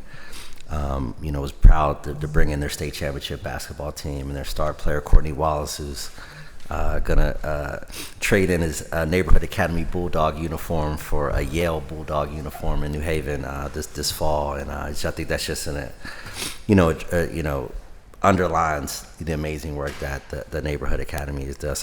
Every time I have an opportunity to give a shout out to the Neighborhood Academy and Dr. Anthony Williams for the amazing work that they do. They just deserve, amazing kudos, and proud to have that institution in District 9. Thank you. Councilwoman Cale Smith. I'm just curious, is that a charter school? What kind of school? No, it's a private school. It's basically similar to Shady Side Academy or Sewickley Academy school. So it's a private, non-parochial school, and they have a very progressive kind of financial system where like you basically go there based on income, and then you get support. If you can pay your weight, then you'll pay your weight, but if you can't, you're still opportunity to go there. But it's basically the same kind of caliber schools. So Sewickley Academy, Shady Side Academy, those kind of private. Ellis School, it's not a charter. Thank you. Thank you. Further discussion? Seeing none, all those in favor of Bill 1851, please indicate by saying aye. Aye. Affirmative recommendation. New papers, Bill 1938. Bill 1938, ordinance amending the Pittsburgh Code, Title IX Zoning Code, Article 1, Introduction and Establishment, Section 90203, Zoning Map, to rezone parcels 50F260, 50F264, 50F265, 50F266, 50F269, 50F270, 50F275, 50F276, 50F277, 50F278, 50F288, 50F289, and 50B1 from R1DM, single unit detached residential moderate density, to P, Parks District, parcel 50F190 and 50F191, from R1DH, single unit detached residential high density, to Parks, Park District, and parcel 50C350 from RP Residential Plan Unit Developments to P Parks District in the Garfield neighborhood. Motion to send the Planning Commission for report and recommendation. Second. Discussion? Brief discussion. Councilman Mosley. We have Mr. Cancilla from City Planning. I think there was some new information that I got sent early this morning.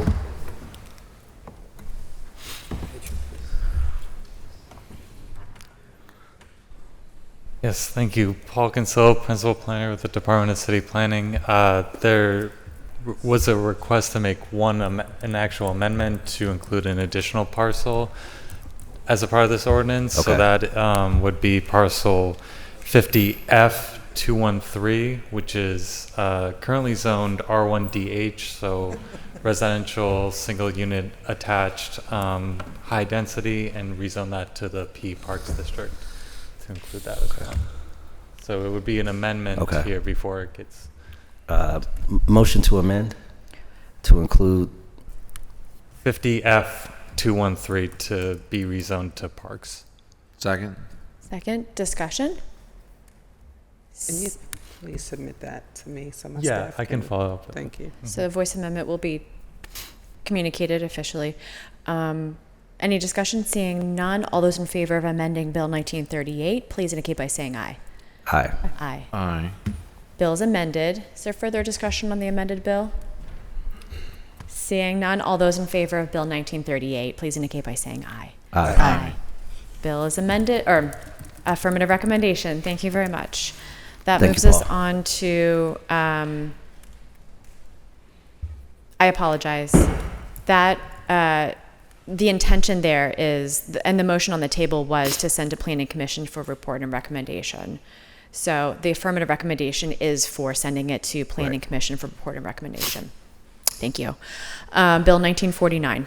Bill 1949, resolution further amending resolution number 797 of 2017, as amended effective December 28, 2017, entitled Resolution Adopting and Approving the 2018 Capital Budget and the 2018 Community Development Block Grant Program and the 2018 through 2024 Capital Improvement Program by reducing fair housing by $8.80, reducing facility improvements, recreation and senior centers by $12,783.51, reducing facility improvements, city facilities by $3,542.15, reducing community-based organizations by $100, and increasing CDBG personnel by $16,434.46.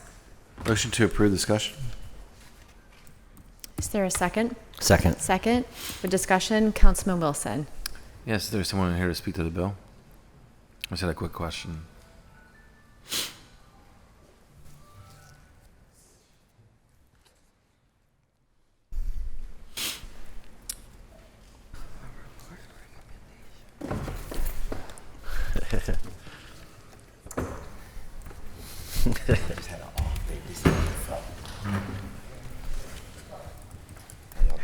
Good, how are you? All right, good morning. Kelly Russell, Assistant Director, Community Development. Brendan Katikia, Capital Budget Manager, Office of Management and Budget. Great, thanks.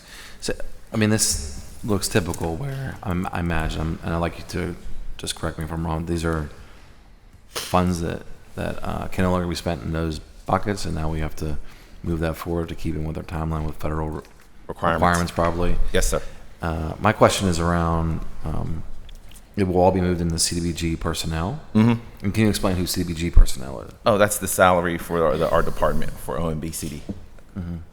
And so I just wanted to understand, so we have the budget, and then if we increase that through this mechanism, like through this piece of legislation, there just allows there to be, like, to cover other expenses within No, personnel? it's still going to be personnel expenses. The selection of the CDBG personnel was to allow for the spend down. As I said in the email, these funds they are 2018 funds, and they have a 8-year spending deadline, which includes the year of funding, and we have to spend these funds by August 22nd of 2025. So this will allow us to spend down these funds before that deadline. Okay, and we'll be able to spend it on salaries? Yes, sir. Yes. Okay, all right, thanks. Further discussion? Seeing none, all those in favor of Bill 1949, please indicate by saying aye. Aye. Aye. Affirmative recommendation. Thank you very much. That moves us on to Innovation, Performance, Asset Management, and Technology Committee, chaired by Councilwoman Gross. Bill 1963, resolution authorizing the mayor and the director of the Department of Innovation and Performance to enter into an agreements and/or a memorandum of understanding with the Logistics Management Institute doing business as Noble Reach Foundation for the purpose of receiving grant funds in an amount not to exceed $78,000 to support one fellowship position in data science and one fellowship position in cybersecurity.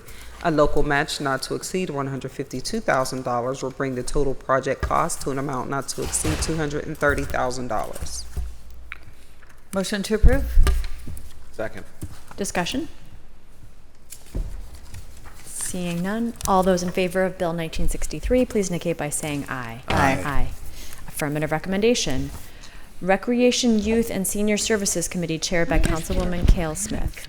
Bill 1939, resolution amending Resolution 333 of 2024, authorizing the mayor and the director of the Department of Parks and Recreation on behalf of the city of Pittsburgh to enter into a professional services agreement with Starfire Corporation for the display of a fireworks show in conjunction with the city of Pittsburgh's Independence Day Festival for a 3-year term not to exceed $252,200 by modifying the code account to include payment from the general fund.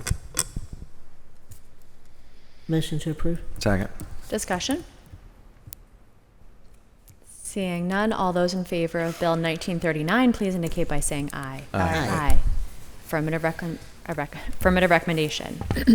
That moves us on to a special motions and resolutions section. So we have an interesting procedural set of motions before us on Bill 2024-959.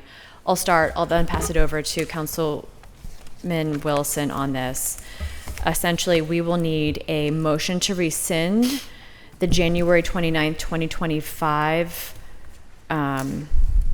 motion to refer this bill to the Planning Commission, which will require 6 votes to rescind, so that an amendment can be made prior to resending it back to Planning Commission for consideration. There are some amendments that would need to be made now to avoid having it be sent back to us from Planning, making a major amendment, and then sending it back a second time. That's the purpose of this today. But I will turn it over to Councilman Wilson if he would like to make the motion to rescind.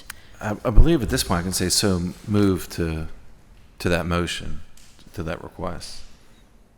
And then. I'm sorry? So move of what you. Oh, okay, so moved. What you. Do we have what a you second? explained. This is to rescind the motion Second. to send to planning. Okay, so second. Thank you. All those in favor of rescinding that motion, please indicate by saying aye. Aye. 6 votes, okay. I think you need roll call for a count. Let's get a Agenda roll call. doesn't Let's get a roll record call. it Thank as a you. count. Yeah, thank you. Mr. Sharland, Aye. Mr. Coghill. Aye. Ms. Gross, Abstain. I don't know what this is. What is Mr. Lavelle, It's changing. Mr. Mosley, Aye. Sign, like, Mrs. Cal Smith, Aye. Ms. Warwick, aye. Mr. Wilson, Aye. Ms. Strasburger, Chair. Aye. Aye 7, 1 abstention. Thank you. And for the record, this is for a North Shore,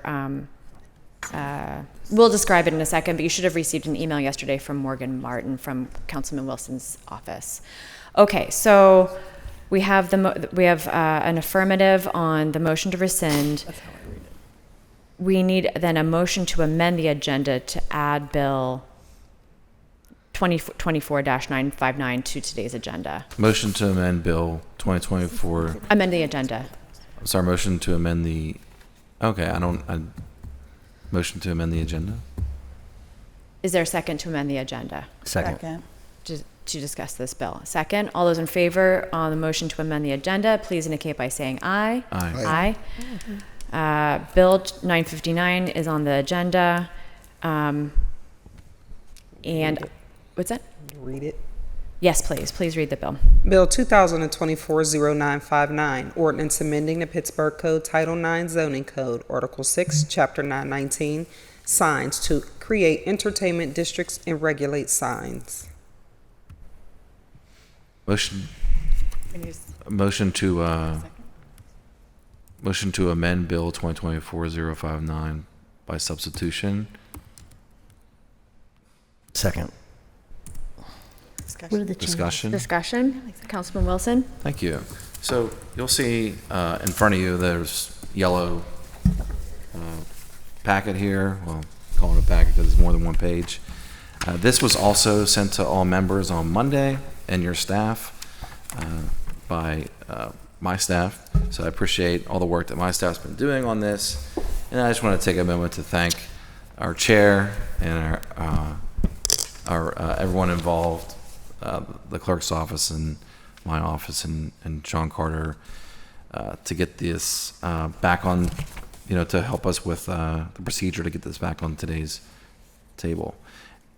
So let me just explain that this bill 959, we did have to extend this because there has been so much engagement with my office and the zoning administrator and all the stakeholders involved in this to try and come to some, I could say compromises, because as you'll see, or I can explain that there are key revisions that are being made here.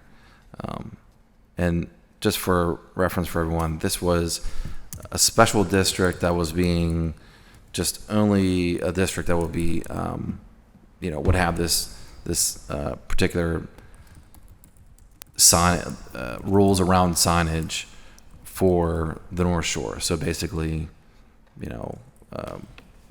from the Warhol Museum all the way down to the Acrisure Stadium, that whole area there, that is the North Shore Entertainment District that's specified here. There's a map that clearly marks where these what part of the city would be affected. And so the key changes that are being made here are the removal of the district branding signs based on stakeholder input. Clarification of the 5% signage limit applies to each individual facility, so it's not an entire sub-district. There's also a reduction in permitted ground sign sizes. There's also large displays will be approved only by council rather than the planning commission. So that was different than the prior bill. And this was based on the zoning administrator's recommendation. There was a lot of recommendations that the zoning administrator had that we all took into account to make sure that this wasn't, that there could be a better conversation around signage in this district at the planning commission. There's also the advertising permissions have been removed. So I know that would definitely be a big change to, what we typically see down there in terms of advertising signs. In the last bill, it would have been allowed, and so I appreciate everyone being supportive of that in the past, in terms of saying that to the planning commission and the support to allow the extensions. And I just wanted to say that now I appreciate everyone here taking the time to consider these changes. And this is very much scaled down from, I hope you understand, this is very much scaled down from what was being proposed prior, and that I believe this is a bill that is much more suited for the planning commission to vote on and hopefully give a positive recommendation. So I'm happy to go through more of the bill if anyone has any other questions, but just know that this bill does create a new signage overlay district. It does establish 5 distinct sub-districts in terms of the stadium, PNC Park, casino, science center, pop district, and they're each coordinated with these coordinated signage rules. This authorizes modern dynamic signage. It sets standards for structure-based signs. This sets standards for ground-based signs. This defines, which was much larger than in the last one, like everything has been scaled down here. It defines and regulates large video displays, like I mentioned before, regulates temporary event signs, adds rules for neighborhood and or district gateway signs, prioritizes pedestrian safety and riverfront views. It requires design review. It does not permit advertising, and it does not modify the underlying zoning, the RIV North Shore zoning overlay. With that, that's all I have at this time for discussion. Thank you. Councilwoman McHale-Smith, followed by Councilwoman Gross. Thank you. You forgot to thank the Academy, Councilman Wilson. I just want to say real quickly that I do want to work with you a little bit on the signage legislation, because one of the things there's a couple of things that we did that affected Noblestown Road and not being able to put certain signs up, and churches, which I thought were exempt from our laws. And so I'm trying to understand how we're even regulating churches from having signage. And one is Pastor Pugh's, Ebony Pugh's dad has a church on Steuben Street. He's been trying to get a sign up for over 2 years now. So it's those kinds of things I think we need to look into and how we're regulating. And I really do think churches should be exempt from some of this stuff. Thank you. Or houses of worship, whatever. Thank you. Councilwoman Gross, followed by Councilwoman Warwick. Thank you. It does sound like what we're doing, just to recap, is you're kind of adding sections. All I can see is on the last page on section 10 that there's new language. Maybe there's an amendment on 9 where there's creating the sub-districts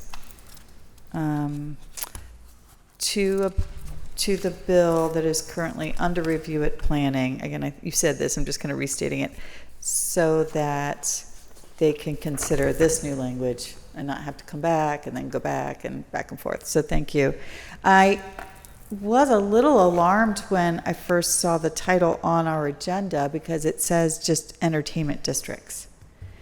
And so that is a different thing than the title, kind of the first title in the amendment, and I think in the original bill, where it's to establish the North Shore Entertainment District. And so I'm wondering if you wouldn't mind just kind of making that change to the title on the agenda, because it just seems like a very different thing. Like, it was like, what? Like, now there's going to be entertainment districts all around the city? You know, like the way that it's just creating, it sounds the way it's written on our agenda as the title, that it's creating a new thing called entertainment districts. And maybe that's true, but I think when we've seen it before, it's to create the North Shore Entertainment District, which is like a singular thing. And clearly just North Shore, right? But the way it is on the agenda, it doesn't look like it's clearly just North Shore. And it didn't look like the thing that you've been working on. And so it was confusing to me. Derogatory. Thank you. I don't have any objections to that. Honestly, I didn't. I believe this is the title. This is the title of the bill we've been working with on the yellow page you see. Yeah. And I'm not sure why it doesn't reflect the same. Right. I couldn't tell you. Yeah. But I have no objection to that changing. I'm not sure what procedure that. I'm checking it Okay. now. Yeah. But I believe you're correct. Even when you first saw it, it said. I don't remember if we have to kind of change typo, if I need to motion to amend to change, like basically like a typo on a agenda. We certainly could do a voice vote. But that would, I think one question is there time to, and is there ability to amend this? It seems like a minor amendment that could happen after the Planning Commission even, if necessary, if this was too much on the spot today. But if there's some reason why planning would it's just a voice amendment. If there's some reason why the planning would need to establish entertainment districts prior to. So that's the question. Was this, but we're amending the bill anyway. We're amending the content of the bill, which is more substantive than amending the title, is it not? It has the same legislative number, I assume. My question for planning would be, and I don't know if it doesn't sound like anyone here knows the answer, but my question for planning would be whether there needs to be some establishment of entertainment districts writ large prior to establishing the North Shore Entertainment District. I don't know the answer to that. Did it get sent that way? We are looking. That's what I'm looking for. Thank you, Madam Clerk. I think that's the more critical question, Madam Chair. How did it get sent over the first time? So the legislative record will reflect which way it was sent.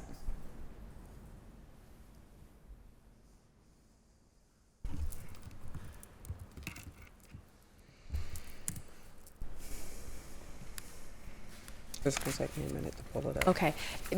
We can certainly return to this. We will not move to a vote until this is resolved. Are there further questions, if that would be okay with Appreciate it. the Thank you, Madam Chair. Councilwoman Gross? To move on to further questions, then return to that. Councilwoman Warwick. Oh, I don't really have questions. I just was going to comment on the amendments. Yeah, just, I appreciate the councilman, working with planning. Just reading it here, and I'm not very familiar with this, but these feel like good amendments, just in the sense that it's like what we had before was just shall not exceed 40 square feet, right? So just like shall not exceed a very big sign, and the amendments really just kind of talk about that it should fit the scale in the area. Like, it has to look nice. I mean, that's sort of like a generalization, but that it needs to look nice and it needs to fit in visually. I mean, I'm paraphrasing, but with the space from certain distances and how you see it. So it's like, I'm glad though, because I get that in areas like this, you do want big signs, right? Like, you want to be able to see it from across the river. You want to be able to see it from certain distances, but at the same time, it always bugs me, and I know it was an issue, I assume, with this council back in 2021 with that big billboard on the Mount Washington. I mean, that thing just kills me, right? Like, you're looking across the river, it's this beautiful river, a big hillside, and there's just this giant billboard right on the side of the hill. And, so it's like finding the balance between that. And I think this feels good, and I'm sure for folks who are building and putting up their signs, it's a little frustrating to have to go through that not quite as black and white of guidance, right? Like, it's more subjective, but I think that it's worthwhile, generally speaking, just because just over time, just with building, when you look at cities, like as things get more kind of cookie cutter, as we build and develop, it's things like this that allow us as a city to kind of maintain like a cute city that's kind of got its own feel. And that's not just here, but all over, like citywide, like having these little sort of subjective guidelines about how things should look are what help keep our city kind of looking unique and let residents and folks living here, have a little bit more input. So anyway, thanks for that. If I'm rolling out the clock till we get the answer on.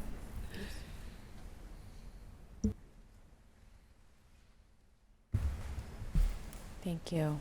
Any further discussion? Councilman Coghill, and then we'll go back to Councilwoman Gross's concern. Thank you, Madam Chair. So, interrogatory with Councilman Wilson, if I may. Interrogatory. Well, these are the like really artistic signs that were brought to us almost a year ago. Is that right? That's actually being scratched from the, like, you're talking about the advertising piece of it, and that's being scratched from this. Okay. So. Maybe revisit it at a later time, but that was actually, it came from the stakeholders that they were willing to, visit that at a later date. So Got it. Yeah, no, that was definitely going to be I was just looking to clarify. It definitely would have been a big sticking point. Something I thought they were sharp. I thought they new to the city. really looked nice there. But yeah. Okay. Yeah, I was just curious as to if it's the same design, same thing, but no, it's not. Okay. That's actually a big modification to the bill. Right. There is does not permit advertising. Got it. Intentionally removed, and may return. So promoting our events, but not promoting a product. You can't, right? There's no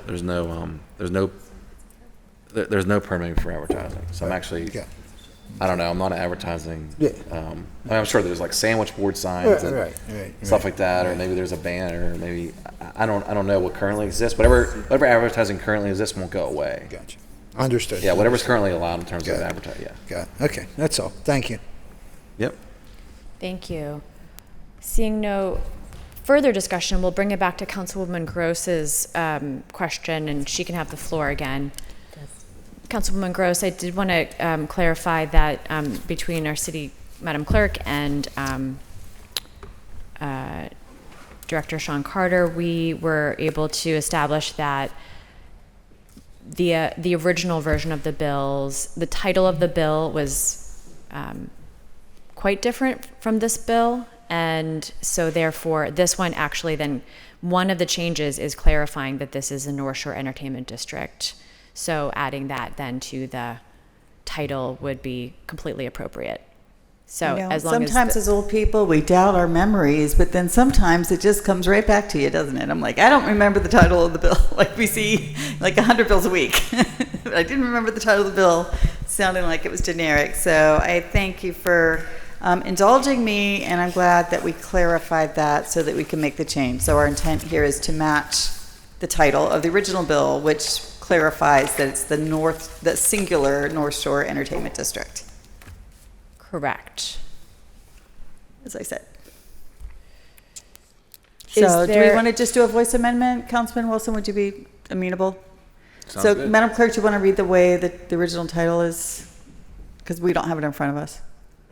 The very first version?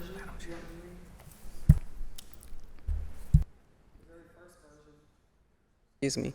The very first version that was submitted was an ordinance amending the Pittsburgh Code of Ordinances, Title 9 Zoning Code, Article 6, Development Standards, Chapter 919, Signs, Section 91903, Non-Advertising Signs, to regulate the use of non-advertising signs for major public destination facilities in the RIV-NS District. That was what was submitted on September 24th, 2024.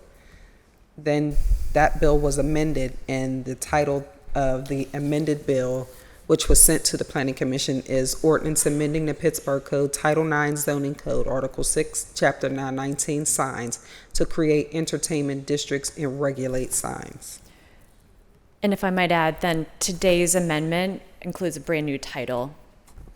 So that is inclusive on our yellow sheet. If that is, if there's anything over and above that members would wish to include in the title of the bill for further clarity. I would just suggest that we adopt the amended title that's on the yellow sheet, which is more clear because it says North Shore Entertainment District. And we will, although not underlined and bolded, we will make certain that that is the bill and that is an amendment as part of today's process going forward. Okay. So do we just do a voice motion to amend the title of 2024-0959? It should not be necessary since it's already inclusive in the amendment by substitution that we have voted on, or that we are discussing. Noted. Thank you, Madam Chair. Thank you. Okay. Any further discussion on the motion to amend by substitution? Seeing none, all those in favor of amending Bill 2024-959 by substitution, please indicate by saying aye. Aye. Bill is amended. Now we need a motion to send it again to the Planning Commission for report and recommendation. Motion to refer the amended bill back to the Planning Commission for report and recommendation. Second. Discussion? Seeing none, all those in favor, please indicate by saying aye. Aye. Aye. Bill will be sent for report and recommendation. Thank you. Thank you. That concludes our standing committee's agenda. Meeting announcements. Tomorrow, Thursday, June 26th at 1:30, Council will hold a Cablecast post-agenda hearing relative to storm response, chaired by Councilwoman Warwick. Good. We're going to have to reschedule that. Okay, so Sorry, noted. We will. apologies. So we will. It looks like we will reschedule the hearing. Yeah, Duquesne Light is dealing with the heat wave, so I'm The not heat going to dome. make them come. Thank you. Thank Sit you. and talk to us. And feel another heat wave when they get here. So noted. So if for those listening in, please note that the Cablecast post agenda relative to storm response that was going to involve Duquesne Light Company will be rescheduled for a later date. Next week, Council will hold their regular meeting on Tuesday, July 1st, and Standing Committee's meeting on Wednesday, July 2nd, both at 10 a.m. To register to speak at these meetings and hearings, please fill out the sign-up form on the council meeting webpage by the deadline, and you may also call the clerk's office at 412-255-2138. Anything from members? Councilwoman Warwick. Yeah, I actually have two things. One is I think I have to call for it, a briefing on the comp plan, on the citywide comp plan, just for members, sort of what the status is. I know that there were things planned for this summer, so I don't know if that's sort of time sensitive for members. I know we're like sort of running up on the recess, so at any rate, I guess we can look at that in the scheduling. But anyway, I'd like to call for that. Is there a second? Second, but I actually think these briefings should be public because that's a lot of money. And I think that it's great for council to hear stuff, but I think the public has a right to know what's going on too. So will the council. Yeah, it's up to you. We can give an update or something. I just think there needs to be some report back to the public. That's all. Okay, I guess would it be all right if we brief and then maybe we can, come back to the public and have them come to the table and talk about it in more detail? Yeah. I'm going to be honest, I hope council members don't mind, but I actually, when I have briefings for the zoning bills and all those things we're putting forward, I'm going to invite media back so they can report to the public, so they're not having to hear from us. So we have a motion and a second on the briefing for the comprehensive plan. All those in favor? Aye. Aye. So briefings will be scheduled. And then also, I'd like to call for an executive session because I think that we'll probably need legal there. But we got a letter from the controller's office about just documentation in the TransDev contract, and so I'd like to have call for an executive session on that because I think we'll probably need legal, and that might be more appropriate. Second. Discussion? Seeing none. All those in favor of a executive session on the TransDev contract? Aye. Aye.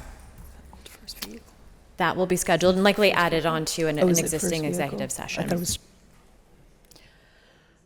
was- Is there anything further from members? Anything else? All right, we'll need a motion to approve the minutes and adjourn the meeting. So moved. Second. All in favor? Aye. Aye. Meeting is adjourned.